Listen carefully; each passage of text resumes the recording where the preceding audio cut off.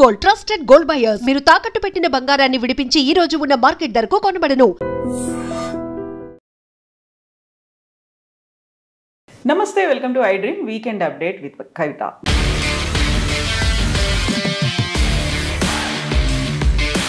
మనతో పాటుగా ఉన్నారు foundation for democratic reforms founder doctor Jayaprakash Narayan garu. Sir నమస్తే కవిత. ఈ వీక్ జరిగినటువంటి ఇంకొక పెద్ద అప్డేట్ అనుకుంటే ద పీస్ ప్రెసిడెంట్ అని వైట్ హౌస్ అనౌన్స్ చేసింది Donald Trump. And he's expecting Nobel peace prize. నాకు రాకపోతే అమెరికాకే అవమానకరం అనేటువంటి మాట. ప్రపంచ చరిత్రలో చూడని ధోరణులన్నీ మనం ఇప్పుడు చూస్తున్నాం.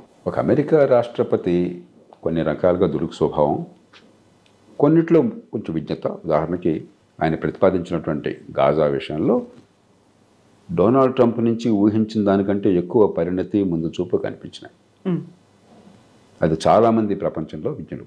అన్ని పక్కన పెట్టండి, ఈ విషయం చూస్తే కొంచెం లోతు, మామూలుగా లోతు లేకుండా ఎడాపేడా నోటుకొచ్చినట్టు మాట్లాడేటువంటి మనిషి, ఆయన నిర్ణయాలు చేసే మనిషి. కానీ ఇక్కడ కాస్త మరి ఎవరు తయారు చేశారో ఆయన పేరుతో వచ్చింది కాబట్టి ఆ కీర్తి ఆయనకి దక్కాలి. తప్పు చేస్తే అపకీర్తి ఆయనకే దక్కుతుంది కదా, అందుకు అభినందించాలి. కానీ నాకు నోబెల్ ప్రైజ్ కావాలి, నేను దానికి అర్హుడిని వచ్చాయి, రాకపోతే నా దేశానికి అవమానం అన్న భాష నోబెల్ ప్రైజ్ 1901 నుంచి వచ్చింది. గత 125 సంవత్సరాల చరిత్రలో ఇంకెవ్వరూ వాడిని దాఖలాలేదు. ఒక విచిత్రమైన భాష, విచిత్రమైన కాలంలో ఉన్నాం కొన్ని విషయాల్లో. అందున అమెరికా ప్రపంచానికి ఒకప్పుడు తలమానికి పోయింది. ఒక దాదాపు శతాబ్ద కాలం పాటు చాలామందికి స్ఫూర్తినిచ్చింది. ఉదాహరణకి నా జీవితం మారింది 1970ల దశకంలో. భారతదేశంలోనేమో విద్యార్థులు, యువత నుంచి ప్రజల నుంచి నిరసన వస్తే అవినీతికి వ్యతిరేకంగా, పేదరికానికి వ్యతిరేకంగా, అధికార దుర్వినియోగానికి వ్యతిరేకంగా, నిరుద్యోగానికి వ్యతిరేకంగా దానికి ఒక కన్స్ట్రక్టివ్ రెస్పాన్స్, నిర్మాణాత్మకంగా ఏ రకంగా వ్యవస్థలో మార్పులు తేవాలని ఆలోచన లేకుండా దమననీతి ప్రయోగించి ఎమర్జెన్సీ పెట్టారు. జవాబుదారితనం లేకుండా రాజ్యాంగ విరుద్ధంగా వ్యవహరించారు.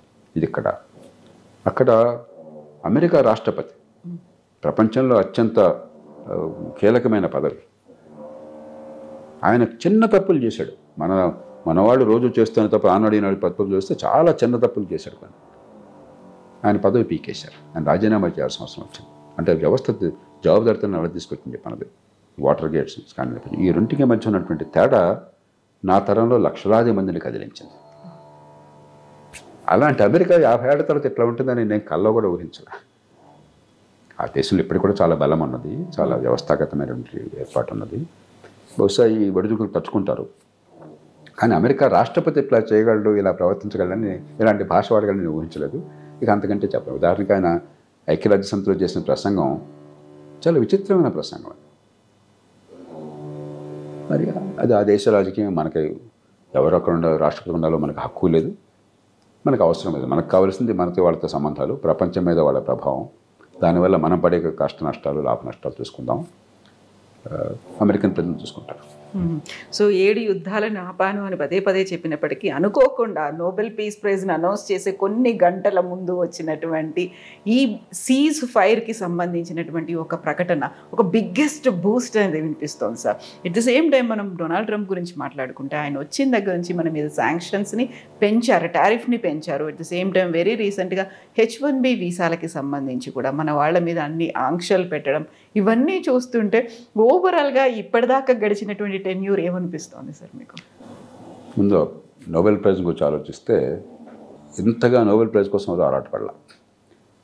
మన దేశ ప్రధానమంత్రి అనుకోండి, మోదీ గారు కావచ్చు, వాజ్పేయి గారు కావచ్చు, మన్మోహన్ సింగ్ గారు కావచ్చు, వాళ్ళెవరూ నా దృష్టిలో నోబెల్ ప్రైజు ప్రజలు ఎంత కీలకమైన బాధ్యత పెడితే అంతకంటే ముఖ్యమైనది ఎవరు అనుకోరు. ఆత్మగౌరవము, విజ్ఞత ఉన్న నాయకుడు కూడా ఒక పెద్ద దేశం అక్కర్లా, బ్రిటన్ ప్రధానమంత్రో, లేకపోతే ఫ్రెంచ్ రాష్ట్రపతితో, ఒక జర్మనీ ఛాన్సలరో నోబెల్ ప్రైజ్ రావటం నా దేశంలో ప్రజలు నాకు ఇచ్చినటువంటి గౌరవము, బాధ్యత కంటే ముఖ్యమైన వాళ్ళు అనుకోరు. అలాంటిది అమెరికా రాష్ట్రపతిగా ఉన్న ఆయన నోబెల్ ప్రైజ్ కోసం తాతాలాడుతున్నాడంటే చాలా విచిత్రంగా ఉంది. నన్ను అడిగితే దానివల్ల ఆయన తృప్తిపడేటైతే ఇచ్చిపారేద్దాం. ఓడి గొప్ప ఏముంది, కొమ్మునికి పోయింది ఏం లేదు. దానివల్ల కనీసం ప్రపంచానికి గురించి ఆయన అర్థం చేసుకుని అంతర్జాతీయ వాణిజ్యం కానీ, లేకపోతే ప్రపంచం మొత్తం మానవ సమాజాన్ని కాపాడడం కోసం కొన్ని పర్యావరణ విషయంలో, మిగతా విషయంలో కొంచెం ముందు చూపుతో వ్యవహరించడం కానీ జరిగిందనుకోండి, ఆ మేరకు ప్రైజ్ ఇస్తే నష్టం ఉంది మనకి. అమెరికా అధ్యక్షుడికి $1 million ప్రైజ్ ఇస్తే కంపెనీ పోయింది ఏమన్నా. అమెరికా విధిస్తున్నటువంటి ఆంక్షలు సార్ 25% నుంచి 50% పెంచిన తర్వాత సడన్గా H1B వీసాల మీద మన వాళ్ళే ఎక్కువ వెళ్తున్నారు, వాళ్ళ మీద ఎఫెక్ట్ పడుతుంది అనుకున్నప్పుడు 70% భారతీయులు అని చెప్తున్నారు. దీనివల్ల మనకు జరిగే నష్టం కంటే అమెరికన్ వ్యవస్థకి నష్టం ఎక్కువ జరుగుతుంది. ఎందుకంటే ఒక్కసారిగా ఇంతమంది నైపుణ్యం ఉన్నవాళ్ళు లేకపోతే అకస్మాత్తుగా అంతమందిని సృష్టించే శక్తి సమాజానికి లేదు. మనకి నష్టం అనుకుంటారు. కాకపోతే అమెరికాలో స్థిరపడాలన్న ఆశలు ఉన్న వాళ్ళకి కొంతమందికి ఆశాభంగం కలగవచ్చు, కానీ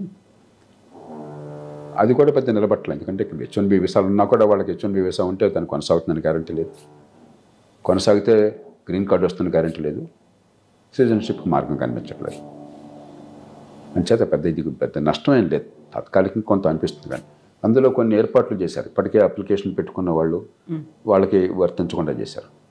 కొన్ని కీలకమైన వృత్తుల్లో వాళ్ళకి అవసరం ఉన్న చోట్ల మినహాయింపులు ఇస్తామంటున్నారు. అది వాళ్ళ సహజంగా అధికారం వాళ్ళది, వాళ్ళ అవసరం వాళ్ళు గమనిస్తారు. మనకి లాభం అన్నది తాత్కాలికంగా ఇబ్బంది ఉన్నా కూడా మనకి సమస్య ఏమిటి?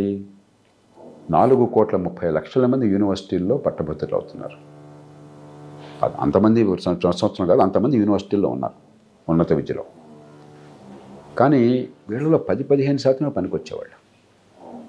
15 లక్షలకు పైగా ఇంజనీర్లు వస్తున్నారు. ప్రధానంగా H1B వీసాలంతా ఇంజనీర్లే ఎక్కువ మంది. వీళ్ళలో పనికొచ్చేవాళ్ళు మళ్ళీ 15%. 15 లక్షల్లో 15 అంటే 2 లక్షల మంది ఉంటారు, 2,25,000 ఉంటారు. ఈ 2,25,000 మంది 1,70,000 మంది అమెరికాకి వెళ్ళిపోతున్నారు H1B వీసాలతో. ఈ 1,70,000 మందిలో 10,000 మంది పోయి బాగా ఎక్కువ జీతాలు ఉండేవాళ్ళు, మిగతా 1,50,000 మంది ఇక్కడ వచ్చారనుకోండి, వాళ్ళకి మనం సరైన అవకాశాలు భవిష్యత్తు కల్పిస్తాయి. వాళ్ళ ప్రతిభను ఇక్కడ ఉపయోగించుకుంటే నిజంగా ఊరికే బలవంతంగా కూర్చోబెట్టడం కాకుండా ఈ దేశంలో చాలా ఇన్నోవేషన్ వస్తుంది, గొప్ప పరిశోధనలు జరుగుతాయి, గొప్ప ఎంటర్‌ప్రెన్యూర్‌షిప్ వస్తుంది, మనం లాభపడతాం. చైనా, అమెరికా లాంటి దేశాలకి లక్షలాది మందిని విద్యార్థుల్ని పంపించినా కూడా ఈ మధ్య దాకా మనకంటే ఎక్కువ మంది విద్యార్థులు చైనా నుంచి వెళ్ళేవాళ్ళు అమెరికాకి. ఈ మధ్య మన వాళ్ళు సమానంగానో మనకు కొన్ని సదుపాయాలు ఎక్కువ ఉండొచ్చు. ఇప్పుడు తగ్గుతుంది, ఎందుకంటే H1B వీసాలతో మనకి ఎందుకు అక్కడికి పోయి అన్నిలాగా ఒక 50 లక్షల కోట్ల రూపాయలు ఖర్చు పెట్టాల్సిన అవసరం ఎందుకుంది? ఈ దేశంలో యూనివర్సిటీలు బాగు చేసిన ప్రయత్నం చేస్తాం, వాళ్ళని ఇక్కడ యూనివర్సిటీలు పెట్టమని చెప్తాం. ఒకటి ఆలాభం వస్తుంది, ఈ డబ్బు మన దేశంలో ఉంటుంది, ఇక్కడ ఎక్కువ మందికి అవకాశం వస్తుంది. 1.5 లక్షల 2 లక్షల మంది ప్రతిభ ఉన్న వాళ్ళు ఇక్కడ పెరిగితే, ఇక్కడే ఉంటే ఇక్కడ ఆర్థిక వ్యవస్థ వికసిస్తుంది. యూనివర్సిటీలు ఇక్కడ రావడం చేత, ఉన్నత విద్య బాగుపడటం చేత కేవలం 1-2 లక్షల మంది కాకుండా ప్రతిభావంతులు 10 లక్షల మంది వస్తారు, దేశానికి లాభం. ఉన్న ప్రతిభావంతులు ఈ దేశంలో మంచి మేలు కోసం పనిచేస్తారు, ఆర్థిక వ్యవస్థను పెంచుతారు. కాబట్టి మనకి దీన్ని ఉపయోగించుకుంటే, దీన్ని అవకాశంగా తీసుకుందాం తప్ప సంక్షోభంగా అనుకోవద్దు. ఇక వాళ్ళు ఈ దేశంలో ఏం చేస్తారని అడిగే హక్కు మనకు లేదు. ఎందుకంటే మనల్ని కావాలంటే పిలుస్తారు, వద్దంటే మానేస్తారు. నాకు హక్కు ఉంది, మీ దేశం దండయాత్రకు వస్తాననే హక్కు మనకు ఎవరికి లేదు. దాని మీద మనం చర్చ పెట్టకుండా టారిఫ్లు వేరు, ఇది వేరు. టారిఫ్ల విషయం కూడా బస్సు కొలిక్కి వస్తుంది. ఎందుకంటే మన అధికారికంగా చేసే ప్రకటన చూస్తుంటే, అమెరికా నుంచి వస్తున్న సంకేతాలు చూస్తుంటే ఓ పరిష్కారం వచ్చే మార్గం కనిపిస్తుంది. త్వరగా రావాలని ఆశిద్దాం.